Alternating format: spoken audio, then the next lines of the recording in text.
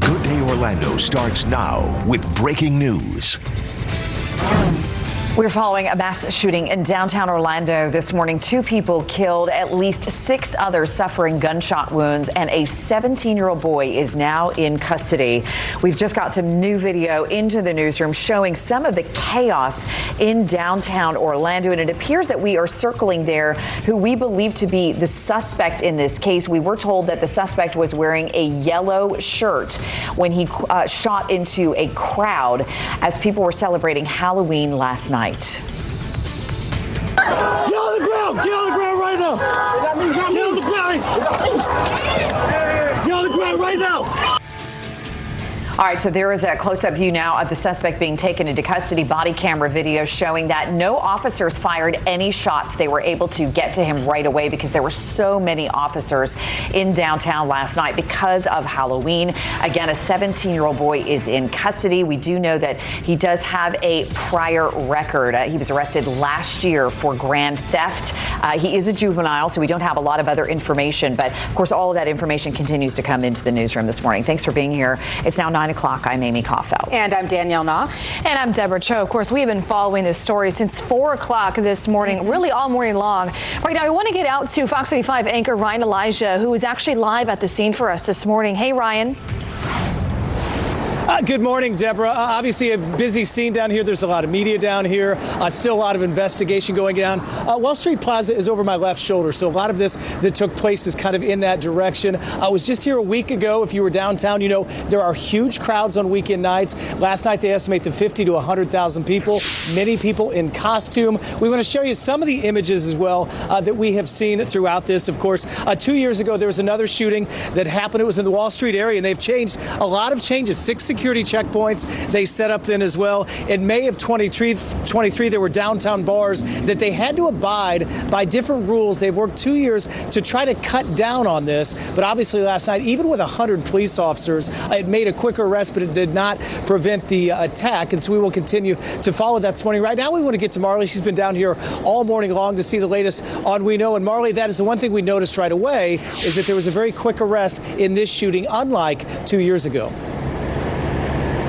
Ryan, good morning. I'm just down the street from you on the corner of Washington and Orange. And like you mentioned, this was a very quick arrest. And in that video, you'll be seeing how quickly they really take him down. This corner is where the second shooting happened. So Central was where the first shots were fired. And then over here on Washington was where the second shots were fired and then where he was taken down by police. Look at this video. There's a blur on your screen. Right by that blur, you can see the suspect shoot into the crowd and see the people run away. Then look at this video when the suspect shoots into the crowd a second time. You can see the 2 police trucks lined up. The suspect is in a yellow shirt and runs in the bottom right corner. You can see it circled on your screen, police taking him down. And lastly, I want to show you this video of thousands of people running for their lives. It's estimated between 50,000 to 100,000 people were down here to celebrate Halloween. Here's what some witnesses had to say. Okay, we were in a club and we heard gunshots. Bop, bop, bop, bop, bop. It's scary. We're trying to leave now. Like, we don't want to be down here no more. We're not coming outside no more. Certain clubs were kicking people out. Certain clubs were locking everyone in.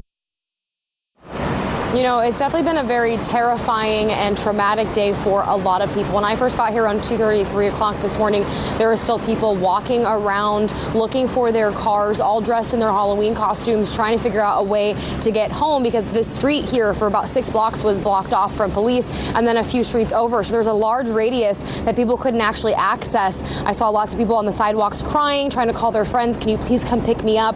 Today, this morning, now that the light is up and the street are back to normal, it's kind of business as usual. However, there are businesses that are cleaning up. You can see right over there, they're mopping all of that water out. Typically, bars clean up that same night. Obviously, they couldn't do that over here in the corner bar. You guys can see through the window how much trash is in there. Several bars, I've looked through their windows, and there's tons of shoes, hair ties, all sorts of things. And I think that really paints the picture of everybody dropped their drinks. They took their shoes off, their heels off, and started running. Now, as far as that suspect, the 17-year-old, police told us that he wasn't here in downtown for long. And like Amy had mentioned earlier, we do know that he was arrested back in 2023 for grand theft. So we're being told that that's going to be taken into consideration when deciding whether or not he should be charged as an adult or as a minor. But Ryan, we'll send things back to you. Yeah, Marley, thanks. And I know, like a lot of parents this morning, I woke up with college-age kids and beyond. You realize, did your kids come down? In my case, their friends were down here, and I think a lot of people woke up to that news this morning. And of course, there are 6 victims that are still getting treated this morning. Amanda has been on that story, and she joins us right now with an update on that from ORMC. Amanda, what do we know right now? And Ryan, we did get an update on that number. A total of 9 people were transported to the Orlando Regional Medical Center, and Orlando police tell us 2 victims were killed. Of those surviving victims, they are both men and women, ranging in ages between 19 and 39 years old. We are told that they are stable, but that is a very broad term for a condition, so it is unknown at this hour if these victims are able to cooperate with investigators on this case. I asked the chief of police if these victims were known to the suspect, and he says that is all still under investigation. Now, there were as many as 100,000 people in downtown when shots broke out, and more than 100 officers were working detail. Several officers were just feet away from the gunman when the shooting happened and were able to capture him and take him into custody. Here's what Orlando Police Chief Eric Smith had to say about the instant response. As soon as they heard the shots fired, you can watch any of these videos. None of the officers, went the other way. They didn't go with the crowd. Most of them, got a little bit of cover between them. They started scanning, seeing what was going on, and then they moved. They took action to keep everybody else safe, and that's what these officers do, and that's their job, and they did it, and I'm very proud of them. Now, we are told that no officers fired their weapons, so those who were injured in this shooting were because of this shooting suspect. Right now, the identities of these victims have not yet been released because police say they are still in the process of notifying their families. As for any motive in this case, that is still under investigation, but the big question is just why would a 17-year-old open fire in the middle of a busy crowd on Halloween night? Reporting live in downtown Orlando, Amanda McKenzie, Ryan. All right, Amanda, thank you. And of course, we do reflect back to 2 years ago, because remember, we had that shooting that left 7 people injured. There was never an arrest in that case. There were a lot of changes, though, that came from that. Back in May in 2023, downtown bars, they were required at that point to abide by a new permit system. This was to serve alcohol. Businesses in the downtown entertainment area have to pay now $250 to have a permit after midnight. They also have extra security for weekends. That can get expensive. Not long after that shooting, there were 6 security checkpoints that were also set up. And we want to bring in Dave Benson now. We've had him on a number of times, security expert and also a downtown resident. So Dave, first of all, good morning. Good morning. Let's talk about what we see this morning, because there's a stark difference between 2 years ago. It's awful to see, but there was a very quick arrest in this case. Yet this person shot someone with 100 officers around. Yeah, there's no such thing as perfect security, Ryan, as we've talked about. The best you can do is take appropriate precautions, layers of security. In this case, large police presence, and they'd planned for this. I don't have any indication that they knew this was going to happen, but if it happened or something like this, they had a response plan, and they responded tremendously. There are a lot of things that are concerning. A 17-year-old with a history that's down here with a gun. Shooting, we don't know, maybe a targeted victim. Is that your initial thought here? Is this, they're still investigating, but we don't know at this point. We don't know for sure. It could be targeting. It could be 1 or 2 individuals that are being targeted, and everybody else is collateral damage. Sometimes when they start shooting, they start spraying fire, and that can be a problem. We just don't know that yet. I think the investigations coming up are going to be very critical in that regard. David, for anyone that comes down here, and any parent, they're concerned about the one time. You can come down here 40 nights in a row and everything's safe. But if you get caught in that moment last night, we saw that video with some 50 to 100,000 people. What do people really need to be aware of on those? Yeah, and if your listeners have been, or viewers have been watching me over the years, have a plan, have a personal plan. We want you to live your lives. These are admittedly low probability but very high impact events when they happen. So when they do, we need to be prepared. Have a place to reunite with your party, get out of harm's way, don't hang around. Think about the what ifs, whether you're inside a club, outside the club, in the middle of the street, and that's your best chance of staying safe in a situation like this. Let's finish with this, a tragedy that 2 are killed, but that quick arrest, what a difference that makes from 2 years ago. Oh, it does, and I can't tell, as a retired federal law enforcement officer, director of a federal law enforcement training center, really proud of the police response, and I'm sure they will get to the bottom of this soon. They apprehended the person almost immediately, which is amazing. All right, Dave, appreciate your time this morning. Thank you.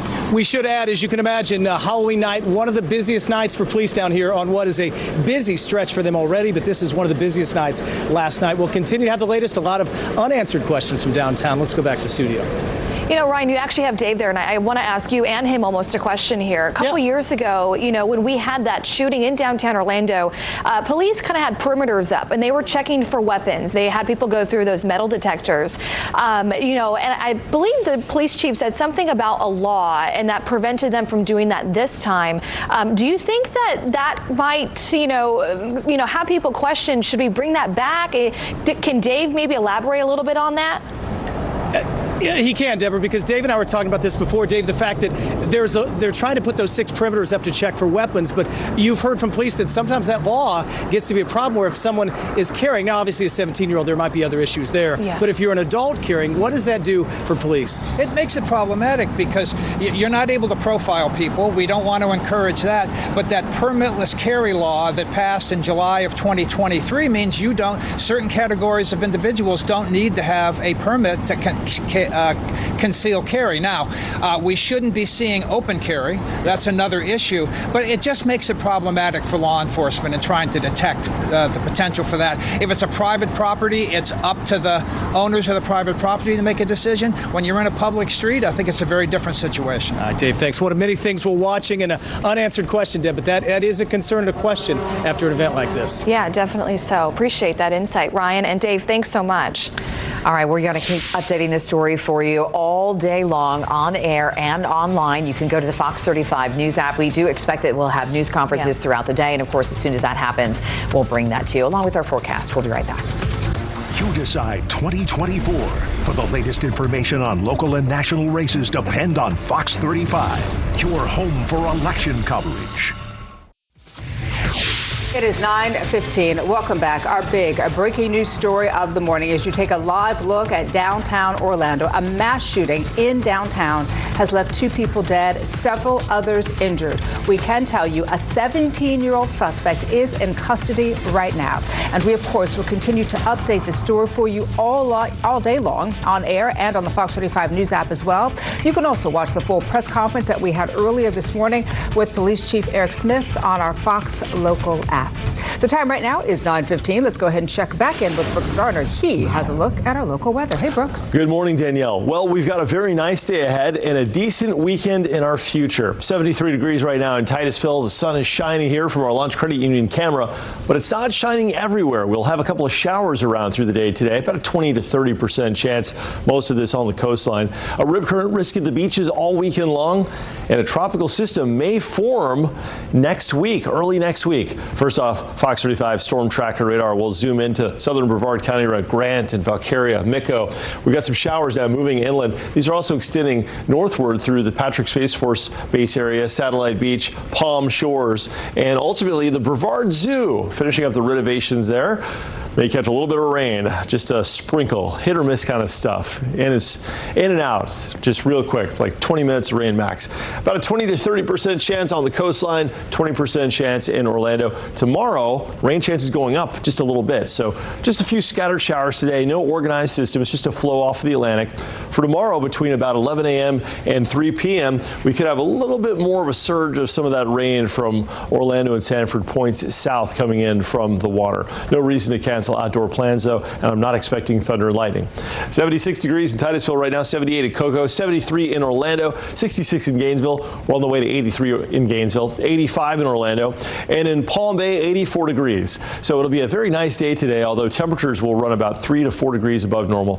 Daytona Beach right now, the tide is going out. It was a high tide at 8:30, but there's a lot of wave action coming in and a high risk for rip currents through the day today with waves of 3 to 5 feet on our Atlantic beaches. The low tide happening 10 minutes before 3. All weekend long, we're going to have a high risk for rip currents. Now, let's shift our focus to the tropics. Just in, as of 8 o'clock, the National Hurricane Center says there's now a likely chance of development over the next week here in the Western Caribbean. Although, as of this morning, there's nothing going on there. It's just crickets quiet. There's also a disturbance here north of Puerto Rico that is going to drift north of Hispaniola into the Turks and Caicos. Outside chance of development there. So here's the bottom line. The system could form this weekend or early next week, could bring rain to Florida late next week based on the latest tracks. Nothing imminent though. And there's a lot of things to consider here. First off though, just to confirm, there's nothing happening in the Caribbean right now. There's no system there at this point.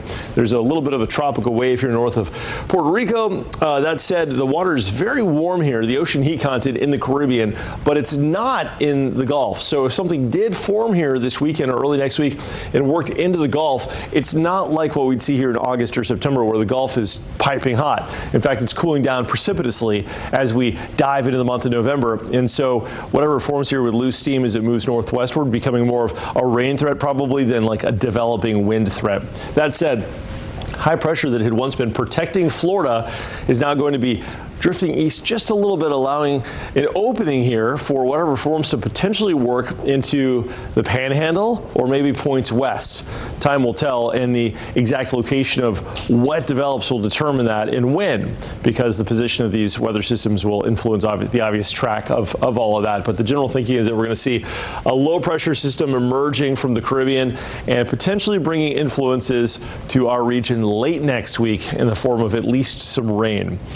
It doesn't look like a system we'd see in August or September, though, where it's a real big red flag. But obviously, with all the rain we've had, if we do get heavy rain, that could cause some flooding issues. It's too soon to say, though. We just don't know yet. Okay, this weekend, we do know that we're falling back for the end of daylight saving time Sunday at 2 a.m., a sunrise at 6:39 a.m., and a sunset at 5:38 p.m. Election day is on Tuesday, and next week we catch some of that rain as that system approaches. All right, stay with us. We got more coming up right after this. Fox 35's Community Calendar is brought to you by these sponsors. Welcome back. You Decide 2024. More than 6 million people have already cast their ballots here in Florida. That is nearly 45% of all registered voters in our state. Early voting will continue through Saturday, and there are some counties that will also be open on November 3rd. Today, both former President Trump and Vice President Harris are going to be bringing their campaigns to Wisconsin. Each of them will hold a rally in Milwaukee after visiting states in the Southwest yesterday. And all of that is part of their closing pitch to any undecided voters. The fate of our nation is in your hands. I am putting it all on the field, and it's going to be a very tight race. Well, today in Milwaukee, Harris is expected to speak at the Wisconsin State Fair Park, and Trump will hold his rally at the Pfizer Forum. Fox's Caroline Elliott is joining us live. She's at a polling location just outside of Atlanta this morning, and today is the last day of early voting there. Yeah, good morning, Amy. According to the Secretary of State, Georgia has seen, again, these early voting records nearly double. And election officials say the state could see 65% voter turnout by the end of the day. And we're hearing most voters are getting through the line in a matter of minutes this morning. And because of advanced voting, the Secretary of State says some polling locations might look empty on Election Day. Yeah, it's incredible. And we're seeing huge turnout numbers here in Florida as well. So it's good to see. Fox's Caroline Elliott, thank you, reporting live from just outside of Atlanta this morning. The time right now, thank you, Caroline, is 9:25. Coming up in our 9:30 half hour of Good Day Orlando, we do want to let you know that we continue to stay on top of the big breaking story of the morning. Of course, that is that mass shooting that happened in downtown Orlando, leaving 2 people dead, several others injured. What we know, a 17-year-old suspect is now in custody. We have a multiple group of reporters on the scene, including our own anchor, Ryan Elijah, out there tracking the very latest in this investigation. Ladies, it is 9:26. The 9:30 half hour continues after this. Fox Local is Fox 35. Live news and more. On your phone, on your TV. Fox Local is built for you. Fox Local. Good Day Orlando starts now with breaking news. And we are following a massive downtown shooting from earlier this morning. Orlando police confirming 2 people were killed and many more were injured. A 17-year-old suspect is now in custody. Thanks for being here. It's now 9:30 on this Friday. I'm Amy Kaufeld. A very busy day of news. Good morning to you. I'm Danielle Knox. And I'm Deborah Cho. We have been following this story all morning long since about 4 o'clock this morning when we went on air. Right now, we want to get out to Fox 35's Ryan Elijah. He's on the scene this morning getting the latest details. Hey, Ryan. Yeah, ladies, good morning. I'd say right now it's quiet downtown, but so many lives have been impacted, including about 50,000 people that were in the middle of this. We have some just amazing video that is startling video. Let's show you some of that as well. This is our camera in downtown Orlando capturing the chaos as people were running for their lives. About 1 a.m. last night, they're estimating this crowd was between 50 and 100,000 people. And you know what happens when shots ring out. Police say this is already one of their busiest nights of the year. Orlando police also sharing surveillance video from both of those scenes. Now, we stopped the video just before a shot is fired. The victim is blurred on the screen. That was a 17-year-old victim. We'll have more on him coming up. You can see the suspect's takedown. It happened rather quickly in the video. Police trucks lined up. They were able to see the second incident because they were right there. The suspect is on the bottom right corner. He was quickly taken into custody. We'll kind of lay out how that is different from 2 years ago, but there are a lot of different angles to this story. Marley has been covering this all morning. Let's check in now with her because Marley, obviously a lot of lives impacted and a chaotic scene downtown early this morning. Ryan, it was so chaotic. Earlier this morning, there was shoes all over the ground. I mean, we saw candy, which you expect because it's Halloween, right? And maybe some, alcohol cans. You expect that kind of mess. You don't expect to see the street with shoes and sandals all over the place from women having to rip off their heels to make a run for it. There was a lot of these electric bikes on the ground all throughout downtown Orlando as people were, I'm sure, pushing through, just trying to escape. I'm at the corner of Central here and Orange. This is where the first shots were fired. Then the video shows down the street about a block and a half on Washington. That's where the other one that you mentioned where the police officers' trucks were parked in front. We're going to show you that video. Take a look at this video. There's a blur on your screen. Right by that blur, you can see the suspect shoot into the crowd and see the people run away. Then look at this video when the suspect shoots into the crowd a second time. You can see the 2 police trucks lined up. The suspect is in a yellow shirt and runs in the bottom right corner. You can see it circled on your screen, police taking him down. And lastly, I want to show you this video of thousands of people running for their lives. It's estimated between 50,000 to 100,000 people were down here to celebrate Halloween. Here's what some witnesses had to say. Okay, we were in a club and we heard gunshots. Bop, bop, bop, bop, bop. It's scary. We're trying to leave now. Like, we don't want to be down here no more. We're not coming outside no more. Certain clubs were kicking people out. Certain clubs were locking everyone in. All of the streets are now open and it's kind of business as usual, but lots of bars are cleaning. We've seen people kind of mop and sweep. We've seen a lot of people coming downtown picking up those pairs of shoes that I mentioned, picking up the candy and all of the trash. Wall Street Plaza has a ton of trash still, lots of confetti, cups. Bar owners are working hard to clean that up. Now, as far as the 17-year-old suspect, police tell us that he wasn't here in downtown Orlando for long.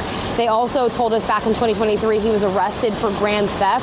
That is going to be taken into consideration when thinking about if he's going to be charged as an adult or as a minor. Ryan? Marley, thank you. That is one of many things we'll continue to watch. Obviously, a big question about the victims. Were they random? What is their conditions? Well, part of that we can answer this morning. Amanda has been on the story since early this morning. She is outside of ORMC where there are several victims from last night's shooting, Amanda.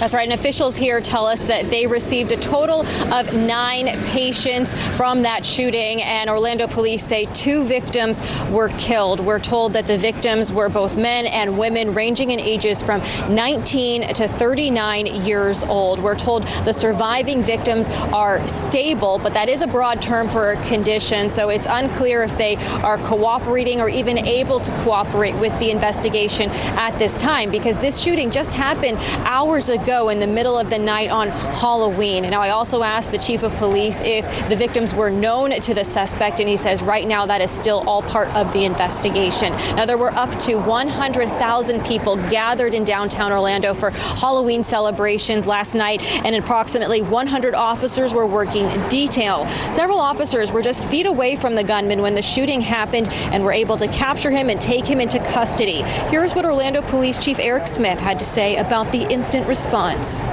As soon as they heard the shots fired, you can watch any of these videos. None of the officers, went the other way. They didn't go with the crowd. Most of them, got a little bit of cover between them. They started scanning, seeing what was going on, and then they moved. They took action to keep everybody else safe, and that's what these officers do, and that's their job, and they did it, and I'm very proud of them. No officers fired their weapons, and we're told that Orlando police are evaluating how much patrol they will need for this upcoming weekend in downtown Orlando. As for the motive in this case, that is still unclear. It's a big question. Why would a 17-year-old open fire in a crowded space on Halloween night, killing 2 people and injuring 7 others? Reporting live in downtown Orlando, Amanda McKenzie. Ryan, back to you.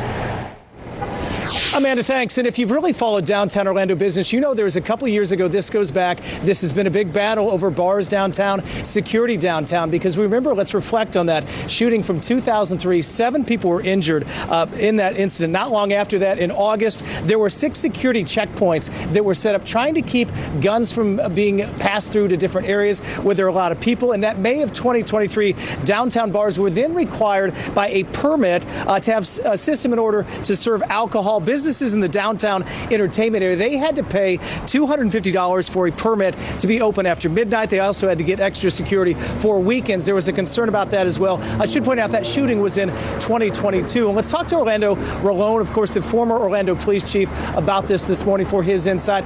Chief, good morning. Good to see you. Good morning, Ryan. When you reflect on this morning, let's start with the fact that this is one of the busiest nights, as you know, for Orlando police. There are 100 officers. They couldn't stop the shooting, but there was a very quick arrest. Yeah, obviously the officer who took the quick action when he saw the gun, or the individual with the gun, kudos to that officer. His heroics may have prevented other people from being injured. Also, the downtown area is very unique. 50 to 100,000 people in a very small footprint.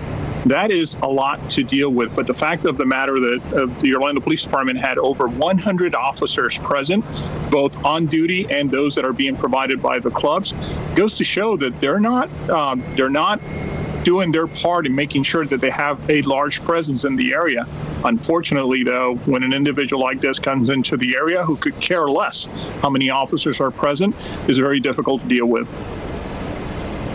It's a 17-year-old, so obviously didn't have the gun legally. When you see all what we see right now, what jumps into your mind? Obviously, they're investigating. Was this a random attack? Did he target some individuals? What do police look at in this situation?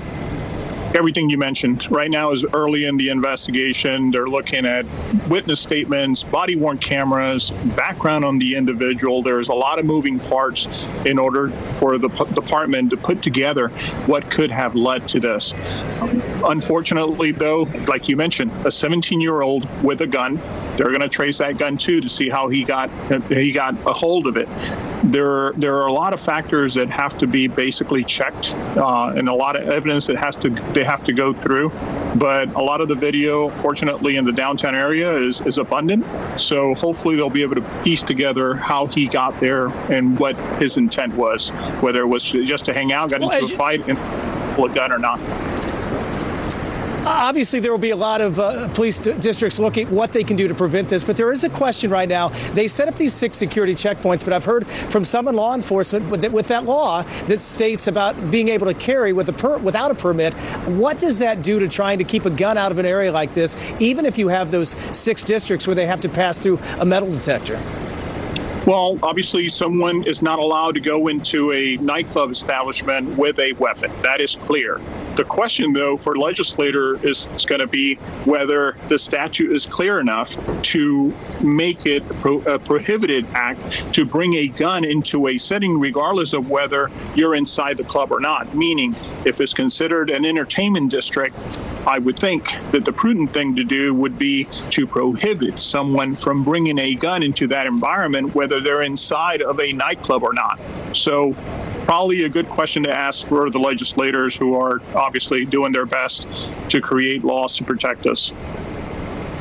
Yeah, and in this case, as you know, he might not have cared at all what the laws were, so it might not have mattered. Do you know if they were using the detectors last night? I do not. It's a good question to ask. I know that it's an inconvenience. I mentioned this earlier to those individuals that are coming into a setting like this. But if you look at our theme park, you look at Disney, they have a certain level of control of people going in and getting in and out without a problem. But downtown is unique, it's different. But I think most likely, I would imagine that they're going to revisit the idea to see how that can be brought back in the future, or if not, what the reason for that is. Well, former Chief Orlone, you've got such a great insight into this. We always appreciate your time. Obviously, we left with a lot more questions than answers, but thank you for your time this morning and insight. Thank you very much. And so, ladies, that is the latest from downtown. Still, a lot of questions remain, but we are a lot further along than we were 2 years ago, having that arrest right off the bat. Yeah, good point. That's a great point, but boy, oh just boy. incredible the difference in then having all of those officers down there, Ryan. And really, I mean, we were just looking at video, sort of an overview of just how many officers were on scene. But for that officer to tackle that 17-year-old and not one shot was fired, because you can imagine how scary that is as an officer, right? You've got a huge crowd of people. Right. I was just down here a week ago. The Orlando Magic had their opener. We're walking around downtown at 10 o'clock. It is a great scene. The problem is it is until it's not, and that's what always the issue is down here. You don't know when the act of violence is going to happen. I saw so many police officers down here. They're always on high alert, and last night was one of their busiest nights they've had as well. So they did a great job, but they would tell you they're frustrated that they couldn't stop it from happening. Yeah, absolutely. All right, Ryan, very good job out there you are doing, and we certainly do appreciate you. Thank you. Well, millions of people around the world are celebrating Diwali this week. So coming up, a local family will tell us about the Festival of Lights, some of the celebrations that will be happening and have already happened here in Central Florida. We do want to welcome you back at 9:45. Right now, millions of people around the world are celebrating Diwali. That is the Festival of Lights. The festival is known for its dazzling displays, sweet foods, colorful decorations, and joyous festivities. It symbolizes the triumph of light over darkness and good over evil. Here in Central Florida, people are celebrating in their homes, at temples, and community centers, and the Kia Center as well. The Magic held their first ever Diwali night this week. The Patel family is here to share more about the significance of this very special time. So we want you to say hi to Hinash, Roshana, Niam, and Zara. Hello, guys. It is good to have you all with us this morning. Oh, we are so glad you guys came into the studio, and the kiddos were able to miss school today. But as we said, they're going to have to make up for any lost assignments missed. But we are so glad you guys were with us. Thank you so much for being with us. Thank you for having us. Thank you so much, Danielle. I appreciate you guys. What a wonderful education. Happy Diwali. Happy Diwali. Absolutely. It is now 9:49, and happy weather this weekend as well for this amazing celebration. Brooks Garner, good morning. Good morning. It will be very nice. Just a few passing showers, widely scattered about. Otherwise, lots of sunshine. 75 right now at Lake Fairview in Orlando. And despite this stray shower chance today, it'll be pretty nice outside. If you're going to the beach, high risk for rip currents. Be careful with the currents at the beaches. A tropical system may form next week as well in the Caribbean. We'll talk about that. First off, a couple of showers here across southern Brevard County. These moving inland from the ocean. And so we're going to have about a 30% chance throughout the day here. Obviously, it's raining right now in Palm Bay and down through Grant and Valkyria. And there's more of that from Winston Came coming in from the Atlantic, but overall it's just a flow off of the water producing those showers. So we'll have a higher shower chance in our immediate coastal counties, chances of showers dropping off as you head farther inland. And while today it's about a 20 to 30% chance for rain with a couple of passing brief showers, tomorrow we're going to have kind of a repeat, but maybe even a little bit more with a little bit more rain coming in from the Atlantic, especially south of Titusville throughout the day. Right now it's 70 degrees in Leesburg, 78 at Cocoa Beach, 81 in Titusville, still 66 in Gainesville. We're on the way to 83 in Gainesville, 85 Orlando, and 84 degrees in Palm Bay. The rip current risk high with the waves on shore, so heads up, 3 to 5 foot waves. We've got a low tide happening just before 3 p.m. All right, in the tropics, there's a 70% chance likelihood here that we're going to have tropical development. We've got a couple of systems, a non-tropical system here north of Puerto Rico that may contribute to the development of this, forming this week and potentially bringing rain late next week. That is in the cards based on the track. Nothing imminent, though, at this point. And the water temperatures in the Gulf of Mexico Rico are much cooler than they have been, so that will slow any potential intensity if this thing actually does get its act together. But right now, everything's quiet in the Caribbean. There are no issues at all right now, so the storm doesn't exist yet. Non-tropical area of disturbed weather north of Puerto Rico, but very hot water here. A lot to exploit as far as developing a new system. As it moves northward in the Gulf, though, it loses the fuel to keep the fire going. So hoping here if something does form that it doesn't have the same kind of intensity, right, that you'd get during August and September when all this red encompasses the whole Gulf of Mexico. We just don't have the fuel. And there's also going to be a lot of wind shear in the upper levels of the atmosphere. But what does form, if it does form in this area, could now come a little bit closer to Florida because a protective area of high pressure is now moving toward the east. And with a front approaching from the west, it may get ushered northward. Well, we're not sure what it will be. Hopefully it is weak, but the latest indication suggests that at the very least, we may catch some rain from this general area of low pressure as it comes northwestward late next week toward Florida. And west of Florida, by the way, I should say, for that track. So stay tuned on that. We'll have much more on that. I reflected that chance in the 7-day forecast by Thursday with a 50 to 60% chance for rain after a decent election day. So no issues at the polls, just a few stray showers. Don't forget, we fall back for the end of daylight saving time at 2 a.m. on Sunday. Don't forget that. Stay with us. We got more coming up after this. Today's Weather Baby is sponsored by attorney Dan Newlin. Adopt a Pet is brought to you by Stanley Steamer. Oh, wait till you meet this cutie pie. Gosh. You're going to fall in love with Hayes. Yes. We have a pet looking for a new home this morning. Our friends from Pet Alliance are here, and Stanley Steamer is going to cover all the adoption fees for Hayes. And our dear friend Kathy Burns, along with Kenny from Pet Alliance of Greater Orlando, are with us this morning.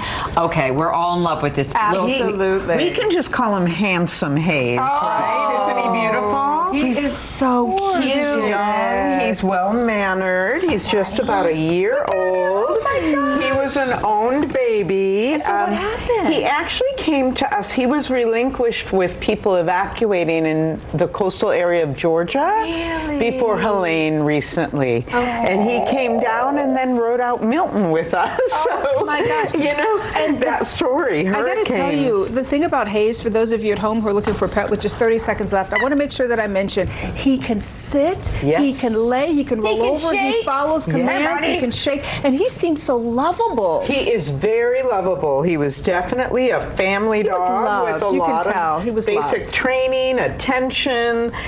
He's energetic at 1, but he'll be a perfect fit for any household. Kathy, real quick, good with dogs, other dogs, and kids? He is. He's good with dogs, and I would say bigger kids. Absolutely. Yeah, he's just a big, lovable guy. Oh, he is amazing. You got to come visit him. He All walks right, great on the guys, leash, too. we've got to go, unfortunately. Thank All right, you. come adopt Hayes.